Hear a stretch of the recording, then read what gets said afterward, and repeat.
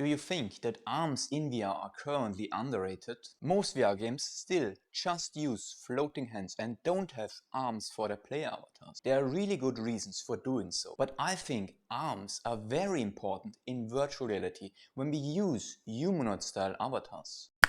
Good arms can be used for powerful expression in multiplayer games, or like I'm doing here with my avatar. Even in single player games, we should not underestimate the value of immersion that good arm movement provides for a player. I spend a lot of time creating the arm movement for my own avatar. Sometimes I'm truly amazed by the amount of control I have over my virtual arms, without any additional tracking.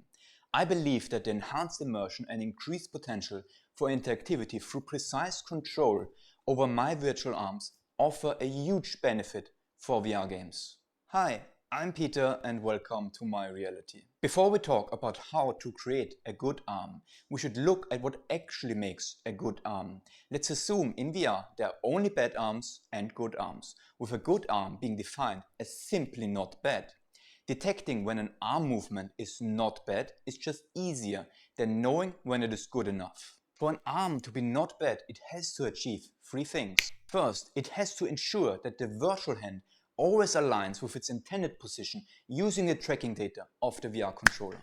Secondly, the arm movement cannot be too distracting, meaning it cannot move unnecessarily or unpredictable that makes the arm movement look weird. Third, the virtual arm movement cannot deviate significantly from the real arm movement, because that can easily break immersion. Balancing these three requirements is a very difficult task. Even though to create a good arm, we only need to know 3 points: where my upper arm starts, where my lower arm ends, and where they meet at my elbow. Luckily, we already know where the arm should end. We get this information from the tracking of the VR controllers. The arm should start at the shoulder, but where should our shoulders be?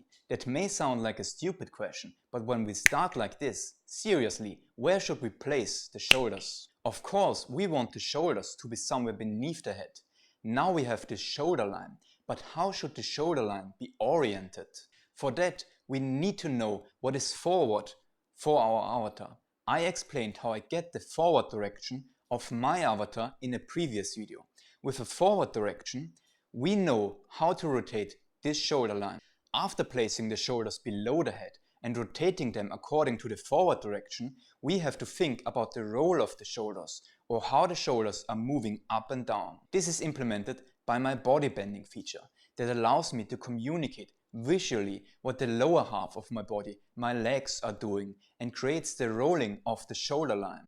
Now we know where the shoulders should be placed, and we could start thinking about the arms again, but not yet. The shoulders themselves are actually very important in our arm movement. They are an essential part of most arm movements. Without any kind of shoulder tracking, it is extremely difficult to predict a lot of the shoulder movements we are doing. So I kept it simple, and I just let my shoulder stretch toward my hand. This creates a dynamic look and allows for corrections in the positioning of my arm starting point, enhancing my arm's ability to accurately reach the intended target point of my real hand. Now that we have the starting point and the end points of the arm, we can define the arm line.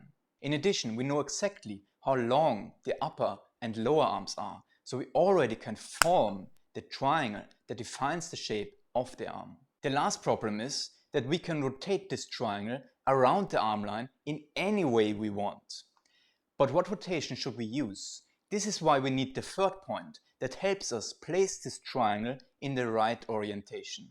We don't need the third point to determine the position of the elbow. We only require it to provide the angle for orienting the arm triangle around the arm line. We intuitively know where the elbow should be placed. We don't want the elbow to be inside or upwards. In general, the elbow for this arm should probably be somewhere to the outside and down, and it can be helpful if we move the third point a bit back. That is a good starting point for a static offset. But using only a static offset limits our control over the arm and leads to an unpleasing visual outcome. To enhance control over the arm, we have to think about how we use our wrist. Most of the time, we want every part of our body to be in a comfortable position, and the wrist is most comfortable when it's aligned in a straight line alignment with the lower arm. By using the hand's backward direction, we can change the placement of the elbow, granting us a lot more control over the arm movement.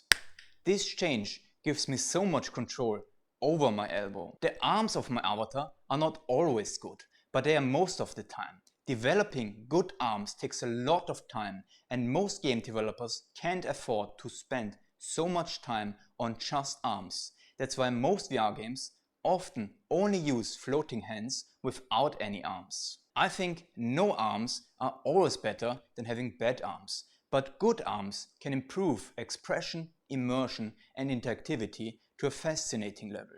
If you would like to know more about the systems of my avatar that are necessary for my arms and you have missed the previous videos, check out this playlist about my avatar. I hope that your own arms will never fail you and that you can appreciate how important our arms are in our own lives. Thank you for watching and have a nice day.